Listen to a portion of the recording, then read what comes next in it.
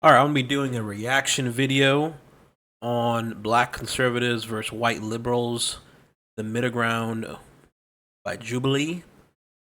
I actually want to do stuff like this here for locals here in Texas. Like to get people from rural areas, different cities, the north, the south, the east, the west part of Texas, and do different discussions, public discussions of controversial cultural issues and political issues. I think Jubilee is based in California. I'm sure some people fly in for the show, but I would like one just basically for Texans alone. Um, Anyways, let's get right to it. I was chosen to read the following prompt. White Americans have way more advantages than black Americans. I think I'm a rarity here. It would seem so. Do white Americans have more advantages because they're white, or do just white Americans have advantages because of historic factors? I think that people want to argue at the end of the day over whether it's because you're white or not. I think that the answer is because you're white in the past, and that's how it kind of carries over to today. You know, even in times of the United States history where black people have tried to build wealth, you know, with the Tulsa riots and everything, yes, where, yeah, that this wealth has been destroyed. And something that's upsetting to me is when conservatives talk about how we can't blame the past for what's happening in the present. That is true to some extent, but then the next breath they'll talk about how important it is to have dual parent households, how important it is to have a strong family, to have responsibility passed on from parent to child. And we've seen in the past that because of racial issues, that process has been severely disrupted. The funny thing is that agreeing with all these things is when I did my research when I was younger, which arrived me to my standpoint of being a conservative, because I believed it was racist, Democrat, liberal ideologies and policies dating all the way back to the 1800s, all the way up to the 1960s, and then the purported big switch. But I think it was more so when Democrats decided to be a bit more cloak and dagger about their true opinions of black people and be more secretive.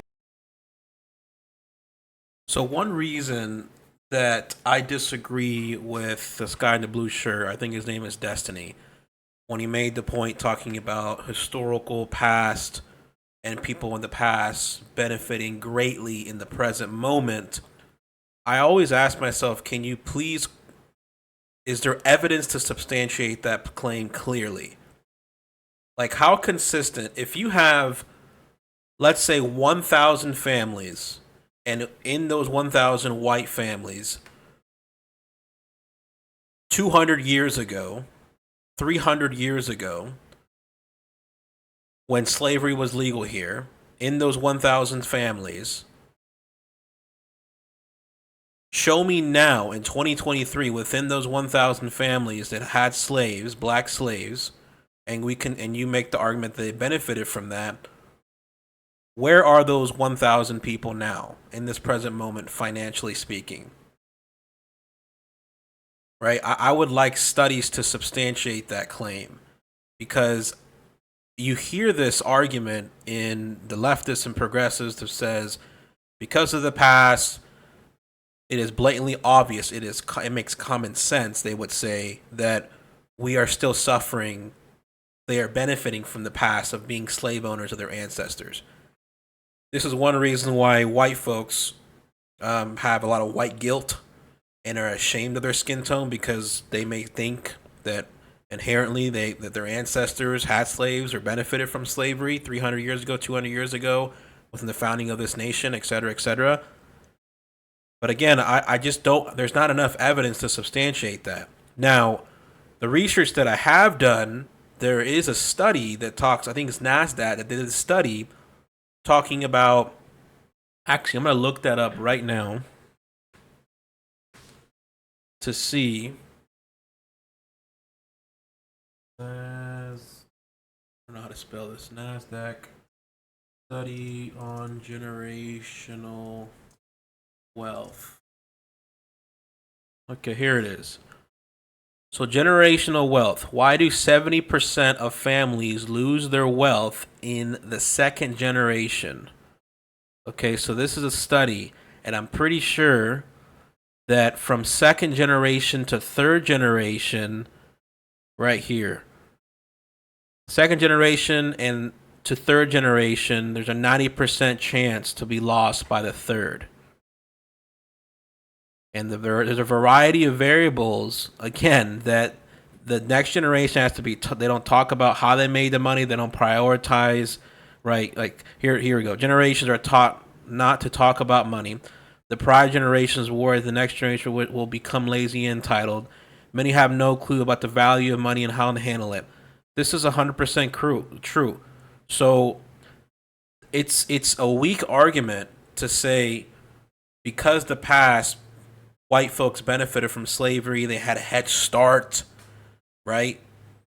It's not 100%. That's not 100% accurate because studies show differently. So unless there is someone that can substantiate the claim that it is without or beyond a reasonable doubt and on a large scale that white folks are still benefiting from the things of 150 years ago, 200 years ago, as far as slavery and discrimination, there's no guarantee for that because, like we know, for example, once someone wins the lottery, why do they end up broke? They have a high probability of ending up broke again. Same thing with people in Hollywood that have wealthy parents, no matter the race. This isn't a white only thing. No matter the race, whoever wins the lottery, there's a high chance of them being broke again. Whoever is really wealthy right now, basketball players, NFL players, Hollywood actors, no matter the race, when the children inherit the funds, a lot of the times their kids end up being drug addicts, losers, degenerates, and they waste the wealth that was built off of one generation. Them more, oh, we want to help you by, doing these things and seeing them as Doing inferior. what things? Affirmative action, welfare, all sorts of So things wait, that welfare, eventually so- ruin our culture and place us where we are now. So but I want to get back to the history of it because we're talking Well, about. I just want to make sure we're clear. Giving them money hurt them, right? Is that what you're saying? Well, yes, giving them, because if your father's out of the home, that's when we give you the money. If you're living in this so housing, then give them if the you're money living while in the this dad's housing in, rent-free, well, then that's give how them you the get money more of while the the money. dad's in the If you- home. If you're then. if you're working So this give amount of them the- hours and getting less than this amount of dollars, you're getting money you're from the throwing government. the Yes, baby- it is incentivizing. you're throwing the baby out with the it is- bathwater. I don't even know what that means in this scenario because yes. You're okay, you throwing want to talk out- about throwing babies out Okay, with let the me break this bathwater? down for Margaret you. Sanger wanted to exterminate the black race because she thought they were weeds. So yeah, we can literally talk about throwing the baby out with the bathwater. Okay, so what the young black guy, the young black conservative is talking about is the Great Society Act by Lyndon B. Johnson, if I'm correct, that passed in the 60s and 70s. I forgot the exact year. But basically, from what I've read and understood about it, it created a tax structure and its tax incentive structure that incentivized basically black women, poor, impoverished black women, to marry the government to get funds from the government and support for the government. But one of the requirements was that there couldn't be a father or husband in the home providing them funds. So a lot of conservatives make the argument that this incentivized a broken family, dysfunctional family, instead of marrying or needing a man as the main source of income in the house. Black women resorted to the government being their daddy, being their fathers, being their main source of income. And this created this disrupted the nuclear family in the black communities. Statistically speaking, after that was passed, we do notice that divorce rates go up in the black community, fatherless rates go up in the black community. So there is definitely some evidence to show that is one variable that caused the destruction of the black family. In comparison to prior to that, there are studies and statistics to show that the black family was strong, divorce rates were low, fatherlessness was low, the presence of a father was very high in the black community. And it's very interesting when you look at those statistics and look at the trajectory of certain things, the outcomes and consequences of certain things, that a lot of Democrats, progressive leftists, will say, well, the intention was good to assist and help, right? Because when you look at that of like the welfare system and helping those people that have been wronged and discriminated and oppressed, when you look at it at face value to say, oh, the welfare system, yeah, it's great, but once you dive deep into it and there's an incentive structure that creates a dysfunction and destruction of the nuclear family in a particular demographic of people in America, then it doesn't. It's where you see conservatives and leftists and liberals go into disagreement to say, while the intention was good, this was catastrophic and bad for us. It actually did more harm than good. The quote of the road to hell is paved with good intentions. I see that a lot with certain policies that have passed by politicians, and also it's blatantly obvious. It's politics. This is politics 101. That politicians will do whatever it takes to get votes, and also to continue to get votes. There is a rumor out there. I don't know if it's 100% true. That Lyndon B. Johnson made the quote that I'll have these N-words, niggers, voting Democrat for the next 100 years or something like that. I don't know if that's 100% true. I don't know. Of course, the Democrats say that's not true. We hear Republicans and conservatives saying it's true. But politically speaking, that's a very common thing that you used to have people do on both parties. They want you to continue voting for them. They want to create the illusion that we're the best party for you. And I would say that it did trap black folks at that particular time to think that a particular party was helping you out with this welfare structure without realizing that you're destroying the nuclear family. The common thing that I'm noticing here is that the government and the nuclear family, unfortunately, recently are against each other. It seems like the government and politicians and parties realize that when you destroy and create a dysfunctional nuclear family amongst the masses of people, they will then become more dependent in a party and the government. Because, in my opinion, and I think this is factual as well, the nuclear family really is the most powerful system within the people of not needing as much things, not being as dependent, and being the most independent as possible. It's the best system in place. A mother, a father, a house, right? And the nuclear family marriages, that worked very, very well. And the statistics also substantiate that whenever the father is not present, when you have a dysfunctional family, majority of people that are in prison right now were raised in a dysfunctional, broken family. Majority of people in prison right now were raised in a broken, dysfunctional, fatherless family. One of the three of those. When you look at the black community, that is also true too. Like, it's interesting when you observe it. And it's not that difficult when you observe those statistical data of cause and effect. When a particular race or group of people have a strong nuclear family, low divorce rate, low fatherless rate, like the Asian family, I'm pretty sure they are the lowest if you want to break it down by race. Also, the Asian family is the wealthiest per family, per capita. They are the wealthiest in America, and they also divorce the least, they commit the least amount of crimes, and they have a very, very strong emphasis in the nuclear family.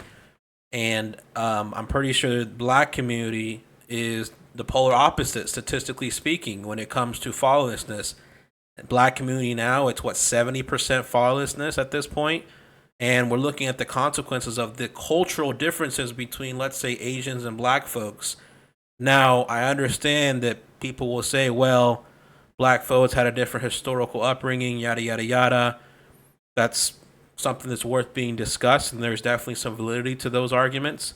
But I don't know where I was going with this. I guess back to the main video at hand of this guy talking about, it was good to give money. Well, not necessarily just blindly giving money to a particular community. For one, how well did that work? It was already tried. It's been tried. And we're noticing that it did more harm than good, which is what is being discussed at this moment now by these two individuals. That's what Margaret Sanger, that's what Democrat policies wanted to do to my people. So that's why I feel so strongly about it, because it is these policies that date back centuries that were built off of the death and poverty of my people. Let's take a breath. Sure. So, I'm breathing. okay. So a lot of babies aren't, but I am, sadly. I don't know what that means.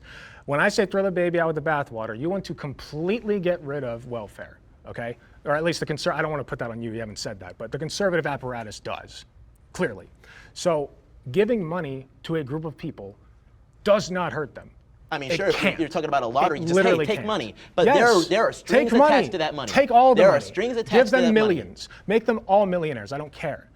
Giving money to black people does not hurt them. money. And that has thinking not that- happened, though. That has not happened. What do you mean? That has not happened. Okay, this guy is just crazy. This guy in the pink. Give them millions? What are you talking about? Like, the welfare system, the idea of it is simply a safety net for unfortunate circumstances in people's lives. It's gonna happen. You're gonna get fired. You're gonna do maybe take a lot of risk and then fall on your ass. You get a divorce. Somebody dies. Whatever. Something that puts you in a very crazy financial burden. The welfare system is a safety net so that you don't have to completely crash and burn to the point where you are homeless, have to commit a lot of crime, and yada yada yada. That's the idea behind it. I agree with it of having a safety net in this nation and having our funds go to that. Now, the line that I have personally is when people abuse it, they live off of it, they milk it for years, and the government enjoys providing the milk, providing the funds, and don't hold these people accountable to push them to be self-sustainable. And now, I personally think that we need to use the funds instead of it being, because the idea of just simply giving money to people, I think, is an old idea that doesn't work. I personally think that we should be investing funds to either, one, give tax breaks to businesses that hire people that are in a welfare need, in a broken need. Maybe we can do that. Give tax breaks to businesses for helping those in need and are lower class in certain areas or from certain areas. That'd be interesting. Maybe another one can be educational efforts to say we will provide you free education, right? As long as you have access to a computer, or maybe you can go to this particular area or building and we have mentorship or classes. Or, like, for example, you have these gurus and professional salesmen, business advisors, these entrepreneur-minded individuals that have these shows that I myself have been a part of that cost, I don't know, let's say $1,000, $500, maybe $2,000. Let's say the government says, well, if you want us to give you money for the purpose of going to these shows, getting mentorship, then we'll provide you those funds. Now, that is a different way of just, instead of blindly giving them money, you can say this money is going to be proactively be used to get you out of your circumstance and help you, not just blindly giving you money and then you just wasting it and giving and lying to us saying that you're actually doing something. Instead, let's assist you psychologically, mentally, give you the skills, give you value that you can give to the marketplace, so that way you really can stand on your feet and get you out of your situation and unfortunate circumstance, bad circumstance that you're in. Happened. No. It hasn't been a You're reparations. saying It hasn't been this or that. What It has you're been saying, a welfare program, welfare Great was Societies designed. Act that Welfare was built was off of the idea of, hey, we get these families split up, we get these so people then let living them here. keep the family together and keep all the money. I mean, There you go. I guess Boom, so, done. but I guarantee you, I there guess is so. no way that Why would would you not happen. advocate for that? So, in your, I guess, research of like history of this country and everything, do you find like the Reconstruction era and like the failures of like what it wanted to be and then what it ended up being, and then which led into had downstream effects to enter into the Jim Crow era, and you have policies like redlining that influence how schools are funded. The downstream effects of slavery, do you think put black people as generally in a worse off position than white Americans? I think generation by generation, the effects of slavery have been diluted, but generation by generation, the effects of racism, welfare-based policies, and things of that nature became even more great. So in the 80s or so, when we had our first black members of Congress, which were indeed Republicans, I think that was a great start for things. But obviously, we had terrible things that happened, like the Tulsa massacre, among black people being chased out of their homes by the KKK. Sure. All funded by the Democrat Party, all supported by the Democrat Okay, Party. well, I mean, I need to stop you there. Can you attribute not to the party but to the ideology? Because I think when you think, regardless of whatever the party switch was, traditionally conservative values did not that's more aligned with more racist policies It's in this very country. difficult to compare 2020's conservatism